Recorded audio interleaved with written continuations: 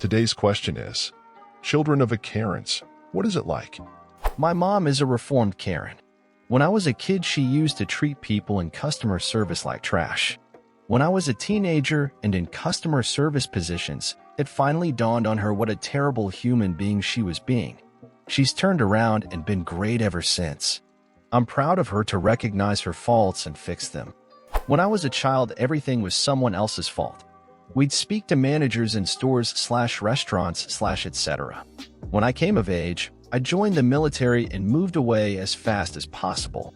As an adult, my relationship with her was terrible.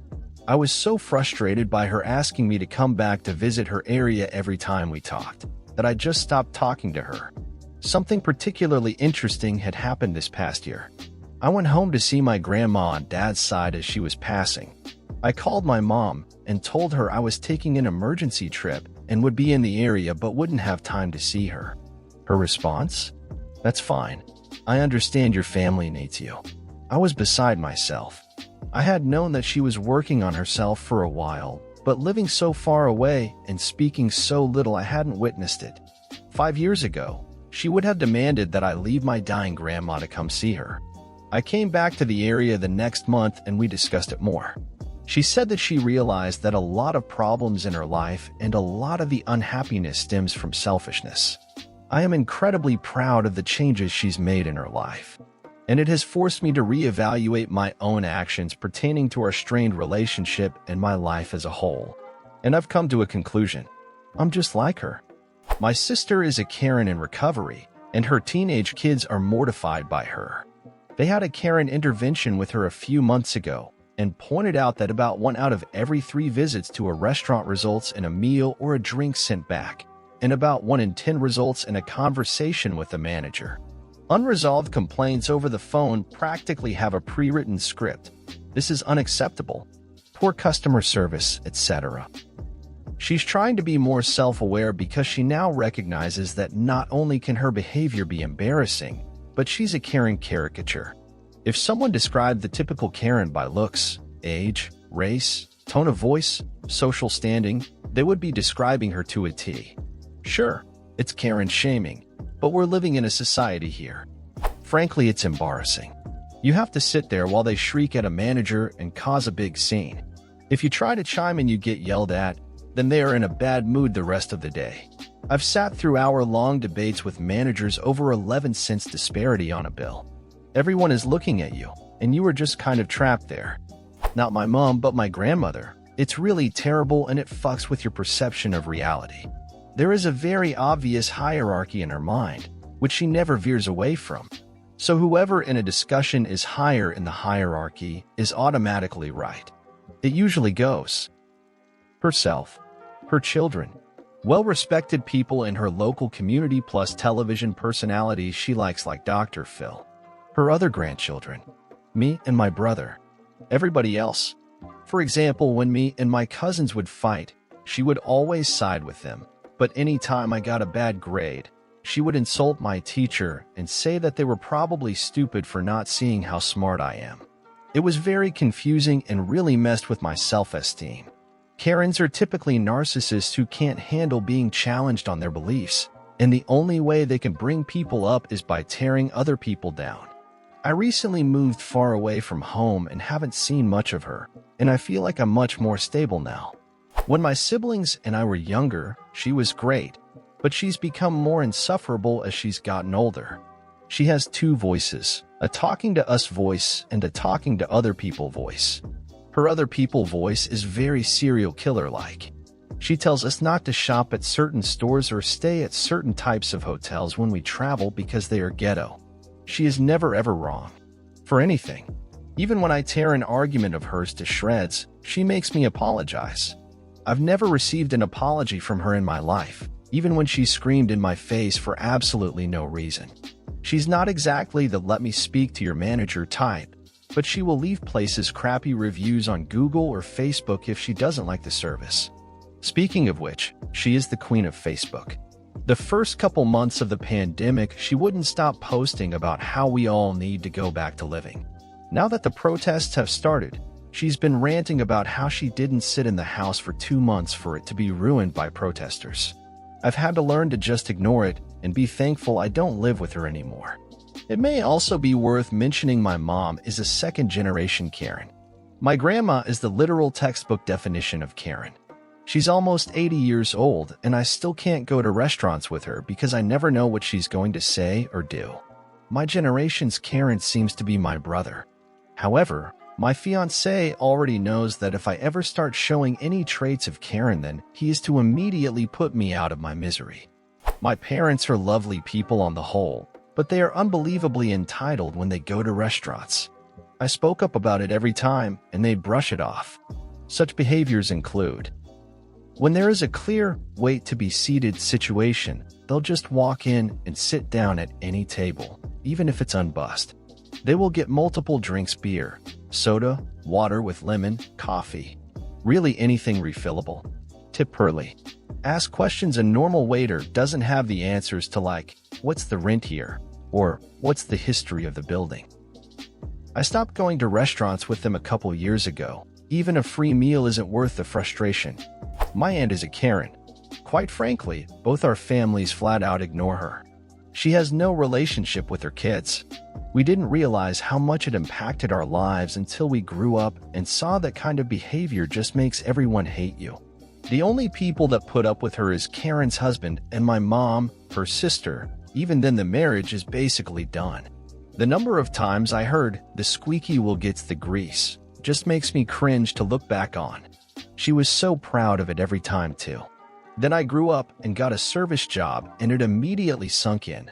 The squeaky wheel gets replaced. The bare fucking minimum to just get them to shut up and get out the door. And you remembered from that point on as a problem.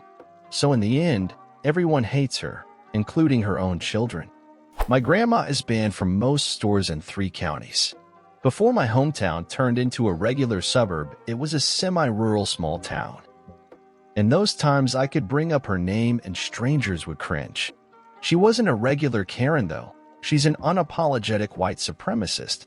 So, I don't blame them. We haven't spoken with her in a decade or so. It was humiliating. My mother treated everyone in the service industry as if they were idiot peasants placed there to serve her exclusively. However, she usually never brought her children out in public, so I was spared the majority of her behavior. She has always looked shockingly young for her age, and it always seemed like she had kids really young, so that was a part of it. The other part was that she hated how I looked. We're an Asian family, and I was always overweight, a complete taboo for women. She would comment about my appearance to every single stranger she could. Doctors, Target employees, other kids, etc. Whenever she was forced to buy me clothing, she would comment to every worker how nothing looked good on me because I was ugly and fat. Then she would proceed to insult the workers. I always felt so ashamed by both actions that I could never look anyone in the eye. I could feel their pity radiating out, and it was humiliating. I didn't want anyone to feel bad for me. I didn't want their damn sympathy. I didn't want to be a major point of ridicule. It has led to a lifetime of having too much pride. It's hard to laugh at myself now, and I take myself way too seriously. I struggle to act less serious, but I spent so much time being laughed at. I can't take it, and I hate it when anyone talks shit about anyone, even if they deserve it. I have openly refused to trash talk a non-public figure for a long time. It's always toxic, especially if you wouldn't say it to their face. My mother would also use her first language to openly insult people all the time. She bled entitlement. It was horrific. My mom is a Karen to service people sometimes. She can range from mildly rude to a total monster at times. I used to make excuses, like one time when she worked as a realtor and in the middle of buying something retail, stepped away a bit to take a phone call. The lady had this obvious, "Are you kidding?" that couldn't wait another minute to finish this kinda expression. I tried to smooth it over like, "Oh sorry, she's at work always even when she's not at work," kinda thing. Lady responded, "It's still rude," and TBH, that was the first moment I realized, yeah, my mom is rude. Now if she's unreasonable, I straight up tell her off. Usually ends in the two of us fighting and me apologizing to whoever just got yelled at. The worst was after my grandma died. She took her feelings out on everyone. After her being rude to a waitress for no reason, my brother told me to ease up since she just lost her mom. I replied, "Every one of us here just lost a person we love, but they gives her no right to treat others like crap, especially for no reason." My mom was slowly treading down the path to Karenhood. I would just hang my head and be embarrassed, but I didn't really know why it was so wrong. Well, a few years in retail fixed that right the fuck up. So when that shit started up again, I calmly explained that she's getting pissy at the wrong person and has to follow the same rules everyone else does. She shouldn't expect special treatment just because she's angry. Fortunately, she took the road less traveled and made an effort to be more understanding and calm. Fucking terrible. She would yell at any person trying to help her if they said anything she just didn't like or agree with. Not only do I have anxiety from all that horse shit, but I also now go out of my way to be nice to anyone providing me a service as much as I can. I also make it my mission to make them laugh so they can be comfortable. My husband and I like to trade stories of when we can get people to smile or laugh. One time that sticks with me is when my couch was being delivered by Macy's. I was just in the living room doing my usual shit of saying funny things and just being my weird self trying to make the two guys comfortable in my home. One of the guys stopped as he was cleaning up all the plastic that the couch was wrapped in and said to me, "Thank you for being so nice. Most people don't even look at us." I was floored. Not for the compliment, but that people would treat another human being that way. Just terrible. Also, shout out to my dad for always teaching me to be kind. My husband and I once took him out to Outback Steakhouse for his birthday, and when the waiter came to take our order, my dad insisted he sit down in the booth next to him because he didn't think he should have to stand to wait on us. I know that's where I get my kookiness from, but I love it. Being kind takes no effort. My mother is a Karen and always has been. I'm an adult who's been living on my own since I was 17 because she kicked me out. The weirdest part is having to unlearn a lot of behaviors that you don't realize just aren't acceptable in normal society. A few stories that stick out. My mother once went to Walmart to return some oranges because they went bad on the counter. Her argument was that they should last longer than a few weeks if they were really fresh oranges, and Walmart was at fault because they lied about the freshness. I hate Walmart, but what I hate even more is having to stand up for them in this case. The poor clerk behind the counter tried to explain at least a dozen times. Eventually, the manager came in and just refunded the oranges because $3 wasn't worth his or his employees' time, and he knew that. Growing up, I assumed that most places had really generous return policies as a result of things like this. I got hit in the face, hard, when I bought a jacket on sale that didn't fit and tried to return it and got a flat no. They explained that the sale where I bought it was a clearance sale and that the item wasn't in their system anymore. It was up to me to try it on and make sure it fit before I left the store because they were going out of business. My mother is, and always has been, horrible to waiters and waitstaff. I recently made the mistake of joining her for breakfast at a Waffle House where she complained about her coffee being cold after letting it sit for 30 minutes and demanded another.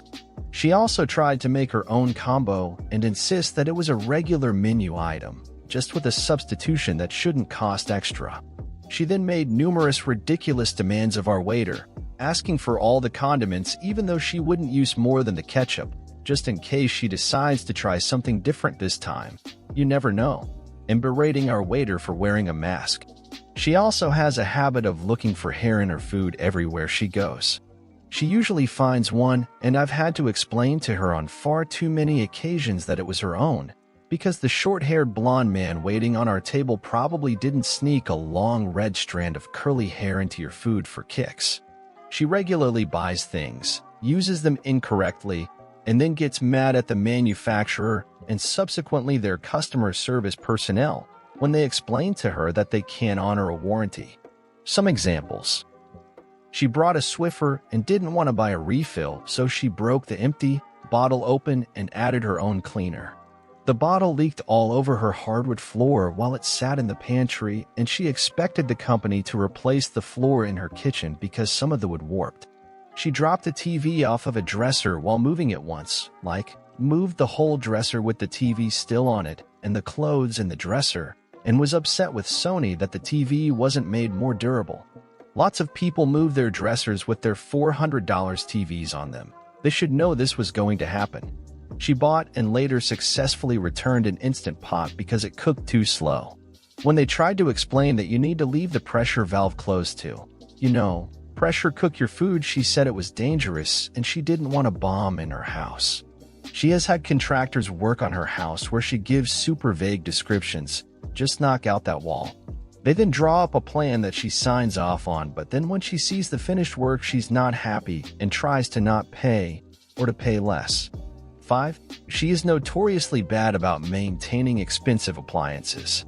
She buys new cars regularly because hers never work well after a few years. At least I benefit from that some. Just picked up a pristine 2007 Toyota Avalon that has no real issues because she scooped a new Lexus. She also refuses to do things like drain the hot water heater and gets mad that she has to replace it every 5 to 6 years. She never changes the filters for her AC intake and then gets mad that the unit fails, all kinds of basic maintenance stuff. As a result, becoming an adult who lived on his own, I never learned a lot of the general maintenance stuff that you have to do with cars, appliances, etc. I remember getting mad at everything I bought because I never read manuals and didn't understand the limitations of a lot of products. I thought for the longest time that all contractors were scam artists, and I was super shitty to waiters until eventually someone pointed out that what I was doing was fucked up.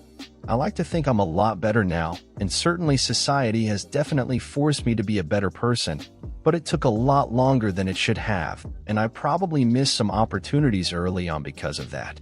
My mom isn't anywhere near as bad as she used to be, but I do have a few amusing stories about her Karenhood. She has a habit of accidentally picking up the wrong products in the supermarket. This, by itself, is not an issue. Hell, I'm terrible for occasionally picking up the wrong shit because I'm not paying attention. But the difference is that my mom will storm back down to the shop, go to the customer service desk, and vociferously accuse them of putting products too close to each other. As horrible as it is, this tactic has never once failed to get her at least a refund and an apology. Once she was given a $50 gift card. She was shopping in the supermarket again, and she walked past someone who banged into her. This woman was carrying a packet of bacon which, for whatever reason, had a sharpish edge on it. When they collided, her arm was scratched. The scratch was about 2 inches long but not at all deep. It healed so completely that it was invisible in a couple of weeks, but my mom kicked up such a stink at customer service that she got herself another £50 gift card as well as actual cash to cover the cost of the tetanus jab. Even though it would be free on the NHS and she didn't go to get it done anyway. Perhaps because she realized that a bacon packet isn't a rusty bucket. But at least I got the utter joy of hearing my mom explain this situation as the bacon at M&S is too sharp. Bonus story, I was visiting my mom and brother while they still lived in the same house. I had moved to another country a few years before, but I came back every year for my birthday. This day, we had planned to stay in and watch a movie, but my brother and mom started arguing about what to watch, and eventually it spiraled out of control. I didn't argue at all, which got me shouted at for not being on my mom's side. Anyway, eventually she got so angry that she stormed off into her room, and we didn't see anything more of her for about 2 hours, at which time the door buzzer went off.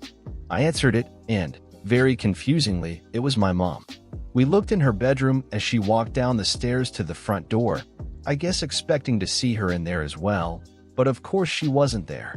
When we asked my mom, "When did you even leave?" she exploded and yelled, "You didn't even notice I was gone," and then turned around and stormed back out. When we looked back into her bedroom, we noticed that the window was wide open. The reason we hadn't heard her leave is because she left via the window so that she could buzz the buzzer and shout at us for not knowing she was gone. My mom is a pretty polite Karen.